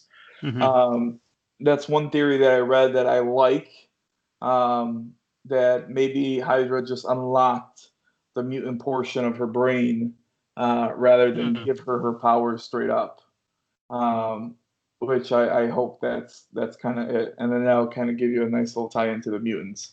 That is interesting you bring that up, because obviously for a long time, Marvel was not allowed to use the word mutant at all. They couldn't use it. So the way they got around that was, he's fast and she's weird. That's all you need to know. It is gonna be interesting to see if they go full up like, no, this is mutants the whole time, or but the thing is, she got her powers from the stone. Yeah, that's the thing. She got her power from the stone. But or did the stone just unlock those powers? Oh, okay. Yeah, like so it radiated her or something. Sure. Yeah, or, like whatever. I think the powers were always there. It's just the stone unleashed them. Yeah, because like in the House of M, or was it Schism? Whichever one where Phoenix comes back and like her passing over the Earth causes new mutant genes to be unlocked in humans. Maybe they're going some like that route, like the stones or something from this ancient being. So it's going to be interesting to see how they get there. But yeah, so now that I'm assuming they can use the word mutants now, if they're going to lean into it fully or try to explain it in a way that still makes sense, because in this Marvel universe they've explained science, magic is not a thing. This is pure science. Everything is science based. Your elders call it science, magic. We call it science, and where I'm from, it's a mix of both. But everything's been science, so it's gonna be interesting. I mean, they got a lot of things they can do. Okay, I lost my train of thought. Oh, like Red Skull. He held the stone. He didn't get superpowers. I mean, he got transported to be the watcher of it. He got transported. I'm not sure how. I don't know what happened to him, but I don't know how the hell he got there. But yeah, I kind of want to know what happened to him. My point, I think other people have held the stone and not have gotten powers. So I could see that. It probably just unlocks the mutant side of it. And I don't keep it. Nick Fury touched it like a hot piece of toast. He touched it? Did he really? I think in the first Avenger, yeah, he just picks it up for a second, puts it in the case. But... Well, that was because I guess it's not the unbridled stone. It's covered with a cube. Yeah, it's covered. Like it's like shielded a little bit. Like Ronan was able to hold the Power Stone, but that's because he was a different element or a different type of species that they can hold the power. That's also a different stone, though. We're talking about the one from. No, right, but that's what I'm saying. The No, Tesseract. They all could do that to you, though. Ain't it? because this was the Tesseract, or was this the staff that they were born from? This is the red. Does it matter? The staff is powered by the Tesseract. Well, like you said, like if the Power Stone is a different stone, then which stone are we talking about? Just so we're clear. The Tesseract, the one from Avengers. So Tesseract. So I don't think anyone's purely touched it outside of like that wasn't in the cube itself, except for Thanos, and even when Stark put it on the glove, it was by robot hands. No one else touched it. So, yeah, I don't know. Hmm. It's I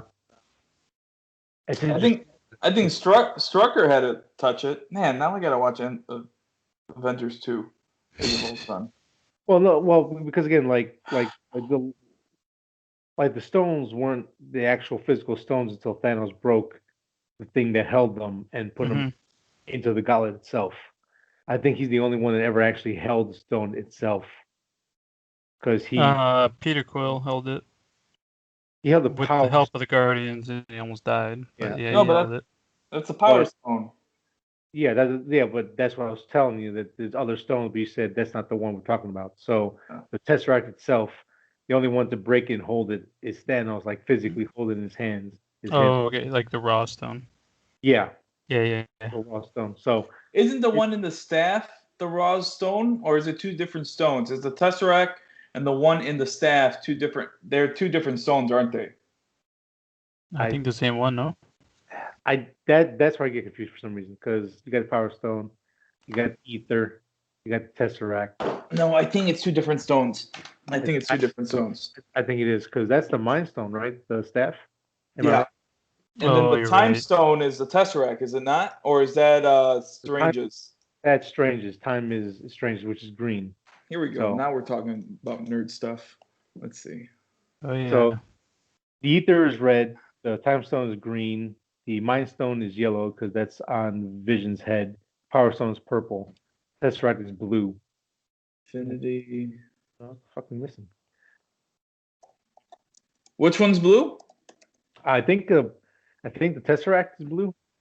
Well, yeah, that. But you Yeah. just named them. Yeah, it was the Ether is red, the Power Stone is purple, the Mind Stone is yellow, Power Stone is purple, and the Tesseract is blue. Oh, and the Soul Stone is orange. Oh, come on. There's like a perfect picture here, and I can't fucking get it. This one has. Okay. So the Tesseract is the Space Stone. Space. Okay. Space. Yes. Yeah. You can transport from. Yeah. Okay. That makes sense. Yeah. The stupid. So yeah. So, which one was made to use then? No, it was the staff. Space Stone. Or was it the staff? She's red. I want to say That's staff. the ether. That's the ether, though. That's not it. No. So Oh, wait. Hold on, this one had a question mark of the Soul Stone, but I don't think that's it. it's either the Mind Stone in staff or the space in Tesseract. Wait. Wasn't Age of Ultron... I'm sorry. What wasn't Vision made from the Mind Stone? Didn't that come from the Tesseract? Where did the Mind Stone come from? Or not the Tesseract, the staff. Oh, yeah. Maybe it was staff. Trying to remember. Oh yeah, because I think that's right, because they got that back in the beginning, because they made Vision in the middle of the movie. So Yep. The Mind Stone was really housed in the... Yep. So that makes sense then. Fucking Marvel. That makes sense then. If that's the Mind Stone, that's why it unlocks a piece of the mutant gene in your mind or in your DNA. And that's how it made them, or that's how it fully embraced the mutant genes in them. That's where it could go. yeah, so that's why again, I want to see where this falls. I mean, with Endgame, everything's back to where it was because everything has to happen for it to happen. So where does this fall in place? After Endgame, right before Endgame, or during No, Endgame? I don't know. I'm pretty sure this is after Endgame. I think so. I mean, again, like I think so too, but I don't know until I know, type of thing, because Mm-hmm. again, like, and that's why, like, is Vision really kind of alive, or is he only alive in her mind, or whatever? Because I if you think put he's all dead. because if you put all the stones back, he would still be technically dead, but Black Widow would be alive technically, but he can't because they said she didn't. I don't. This is why time travel is really hard to do. It's a cool plot, but you run the risk of messing it up really bad. I mean, Back to the Future gets praised for doing it right, or I get not right, but the best way. Because again, if you return all the stones, then that means technically Black Widow would still be alive. If not, but she had to die to get it back. I don't know. I don't think about all that. Or is Vision still alive in her head because her powers were unlocked by the Mind Stone? That's what I'm saying. So I don't. Because this Vision knows what's going on around him. He's not or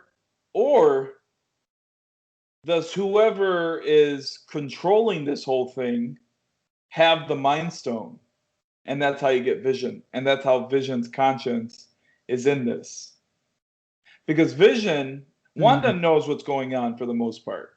I think she does know what's going on. Or she doesn't like something and now she understands that she could probably change it and change it to something that she wants to hear. Yeah. Mm-hmm. Possibly Vision, he knows something's wrong, but he's ultimately controlled by Wanda. Can it be that I don't think Sword is controlling them. I think Sword could be watching them. Fuck. Just making sure things don't go south or something. Or seeing why Wanda is in this state of mind. Yeah. Mm-hmm. Yeah, I think so. Well, because if her psyche breaks, it could break reality or something. Or they know that she's that powerful that something bad could happen if she goes nuts. Yeah. Yeah. And that's why I'm thinking it's after Endgame, but at the same time, like you said, Vision is aware that there's something wrong. And What's weird is that they were kind that of would prodding mean that her. not. Like they're prompting her to not accept it. So why would you do that if you don't want her to go nuts? What do you mean?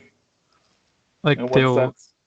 the character we can't remember the name of who got spit out of the universe. Yeah. She starts mentioning stuff like your brother was killed and things like that. It's like, why would you say that if you're trying to keep her under control? I think they're probably trying to knock her out of it. Yeah. Maybe. Or something, because I think maybe when they enter her vision or her power is so powerful they can't. They kind of get trapped in that world, and they have to break stuff out. So when something happens, they go, "Huh, that reminds me of this. Do you remember that? I think you remember that. Never mind, it's okay." So, yeah. Because remember the radio? That was the cop from Ant-Man, Parker. I forgot his first name. I forgot his character's name. Wu. Yeah. I think it's Wu. That's him calling her on the radio, and he's saying on the radio, "Who's doing this to you, Wanda?" Mm-hmm. Yeah. Stuff like that. So the main question is who's watching her when she got spit out, when that black girl got spit out. Where did she land? Did she land with Sword? Did she land with Hydra? Because in the right side of the screen, you can see that it's almost like a force field kind of thing, and that's where you think all the action might be happening. And she got spit out. Mm-hmm. Right. Yeah. Well, the fact that we're thinking about it this much means it must be good. I'm gonna say it's Sword. She got spit out with Sword. I don't know. They were really aggressive, like getting up to her. Well, Shield's always aggressive. Because maybe they didn't know. It's not Shield though. But it's an extension of Shield. Like it's the same thing. Yeah. Sword and Shield is the same thing. It's just one's left hand, one's right hand. Yeah. But I mean, maybe I thought Hydra Shield was disbanded now. City. No, but like Sword and Shield are the same entity. They're Yeah. just different divisions. Yeah, they handle different issues. Yeah. Yeah. Again, like maybe Hydra's underneath the town. They tried to get to her and she blocked them out, and now Sword is trying to figure out what's happening, or maybe Sword is like, we just need to contain it so it can't spread anymore. Try to knock her out of it without, like Frank said, like, or I think it was Frank or Manny. Well, it was me who she might tear a ripple in time or affect something in a strange way. They're trying to ease her out of it without shocking her, maybe. Mm-hmm. But yeah, like I said, dealing with this kind of stuff, it opens the book for a lot of stuff, and with the mutants coming in, oof, it's going to be a very interesting ride. For sure. I like it. I'm just so glad far, it's back. I am liking it more now that I'm talking to you guys. I like it more. So far, this whole thing is living up to my expectations, and I think it's exactly what I thought it was going to be, which I'm excited for. Yeah, I'm happy with it, man. I'm happy with this slow burn too. What I don't like to a certain degree, because I'm the person that wants to know everything about it, and for the most part, these movies, the MCU movies, there's enough Easter eggs there that you could kind of catch on. There's so many Easter eggs in these episodes where it's like, holy crap. Like, you really got to know this whole world to catch every single thing. Even like I think episode 2's opening, the cartoon opening, it happens really quick, but as it pans down in one of the opening scenes, you see like a helmet, and that's a helmet of one of the bad guys. I forgot what bad guy, but Vision's bad guy, I think. I didn't notice that. Yeah, it's so quick, dude. Like I have to go on like comingsoon.net or something just to try to get all the Easter eggs. That's the one thing, is that there's so many Easter eggs on it. But I mean, I could look past that kind of thing. I just got to be good with myself and kind of talk myself down when I don't catch something. Yeah. But I think that's my only gripe, is that they're putting a lot into it. But you're right, Frank. This wasn't supposed to be the first introduction of the MCU. Which is interesting. Widow, right? Was supposed to be. Yeah, Widow was supposed to be the first one, and then I think Falcon and Winter Soldier, and then this Internals. Holy crap! I forgot about Internals. Shang-Chi. Yeah, all of that stuff was slated. Yeah, never mind. I don't know what it was. That was interesting. Shit. Adam Warlock and shit. I don't know. Yeah, there's a lot of shit going on. A lot of shit. Yeah, I'm just glad it's back. So I'm happy. I think they just need to fucking bite the bullet, release Black Widow, put that on Disney Plus. Even do the Mulan thing where it's 25. That's the last for resort. early access. They're very adamant of not putting that on a streaming service. They said, last case scenario, break the glass. If we had to put it there, we will. But they're holding out though. They do not want to let that movie go. Which is, I mean, granted, this is like their answer to Wonder Woman and all that, so you can't really blame them. But movie theaters are opening up soon, at least here in Illinois. I think they're going to open up next week, so really, hopefully we'll get it soon. Yeah, that's insane. We're gonna start moving down tiers. I think we're on tier 2 or 1. But 2 weeks ago, you would die if you went outside, so that's what I don't get. But okay. Well, the vaccinations are starting to roll out faster, and there's a lot. I ain't got shit. Well, because you're not a nurse person or a doctor. I'm not important. Or an essential worker, so no, you don't get it. So I'm gonna. I stay the hell home and shut up. I could potentially get mine next, depending on what my company wants to do. But we're technically essential. You should be getting something. We'll see if it's mandatory or not. But I would be eligible for the next round. But That's good. Yeah, I mean, it's opening up, and they, like I said, they don't want to let go of Black Widow. I'm not sure. Well, again, like man just said, it's their answer to Wonder Woman and probably like their big film. But I don't know if that will tie in anything with these. I mean, it probably everything ties in, but how, I don't Yeah. know. It yeah, I guess it's a weird one to bring out in the next, what is it, phase 4, 5, 4. I think it's 4 now. Yeah, I think we're in 4. What MCU movie comes to mind that was the biggest waste? That didn't have really any impact in the story I leading up to Endgame. guess Ant-Man. Game, what, 1 or 2? Because 2. 1. Okay, I was gonna say yeah, 1. I was gonna actually have it in my mind too, because that was just. Well, you can make the argument Ant-Man introduced Ant-Man, and he was a big part of Endgame. And he showed up in Civil War and stuff. Yeah, so I think that's I don't think that is maybe. I mean, What do you think? I almost want to say Thor. I don't really have an answer. Maybe Iron Man 3, but that's going to go more into maybe that'll connect more with Phase 4. But I think maybe Iron Man 3 kind of fits that. I can't remember anything in there that. that was only phase 2, right? Like there was no. Well, that's what. No, right? But what Right. I'm saying, all the way, like we know what Endgame is. Out of all the 23 movies or 22 movies, which one was the weakest one that really didn't have anything to, like if you didn't have it, you wouldn't miss it as much going into Endgame. It's hard because then the one you pick, maybe it was the first intro to a character, and it's like. And that's what I'm saying. I think it's Iron Man 3. Mm-hmm. And the reason why I bring this up is that the track record for Marvel and the MCU, normally their movies mean something. If we could come up with 2 movies out of these 22 movies that came out before Endgame, maybe my way of thinking wouldn't hold up. But I'm thinking that Black Widow is going to tie into something pretty big, especially it being one of the first movies. I think it will. That's what I'm saying. I think that's because it's a weird movie to put after Endgame. Yeah, and that's why I'm holding out for Black Widow and thinking it's going to be good.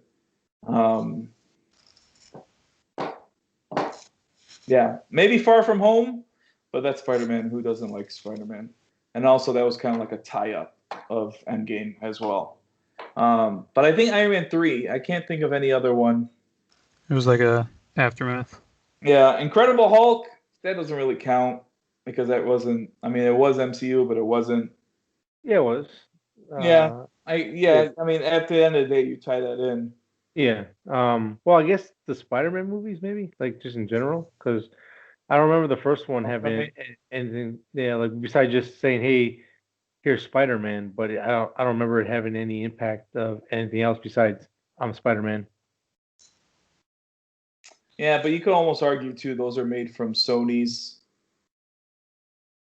Yeah, I get it. I get what you mean by that. I guess I don't count those because even though those are MCU, those are also Sony's, and then also Incredible Hulk that was Universal's and not technically Marvel's movie. Yeah. Okay. I still think my way of thinking is that this movie's going to mean something, and I'm excited for it. I mean, I think so too. Because like Frank just said, like it's a weird one to start up again. So it has to have something in there that's gonna be like, oh shit, that's to get you back into it. Yeah. Yeah, it's gonna have like a big moment. Either the after scene credits or a character or something gonna be said or done. It's gonna be like, oh shit. Oh. Yeah. I'm actually surprised this movie has not leaked Black Widow. True. Man, they've been rock solid with leaks. I mean the Luke Skywalker thing, and I mean they they'd probably be afraid to get sued and lose everything because like I'll I never mean, work in the showbiz again. that's a big company to screw over. So Especially now that they own everything. So makes sense. But yeah, I mean, it's gonna be really out of everything. I'm very just Hold on one second, guys. Go ahead. For like just intrigue sake and what's gonna happen. I think to me, I'm still waiting for that Doctor Strange movie. I think that one's gonna have a lot of stuff that's gonna affect a lot of other things as well. Because I don't know if it's confirmed or not, but I think Doctor Strange is supposed to make an appearance in this series or something. I don't know. This one? Or like this one ties into the Doctor Strange movie or something like that. This will tie into the Doctor Strange movie. Yeah, so that I'm more excited for anything else. But I mean, all the movies that are slated to come out, it's really interesting how they're all going to work with this new idea and the whole Spider-Man thing and this and WandaVision and Doctor Strange and and Blade is now part of the MCU. Like, how do you make that work well without being too, I guess, awkward with his approaches? So, we're just talking about the future. I heard Blade. I got happy. No, but I think the end of our show is going to be jam-packed with spoiler talks of episodes and shows and movies coming out for Marvel, and see if we can piece it before it happens. So, do we have anything else to add to the WandaVision / Marvel conspiracy talks, or are we pretty Not me, actually. Nope. Oh. I'm ready for the next one. Cool. Then you know the whole spiel, guys. Tune in next week. We'll talk about episode 4 of WandaVision. It might clear up some more stuff. It might leave you more questions, but you only find out if you tune in next week. So thanks, guys. We'll see you next time. Toodles.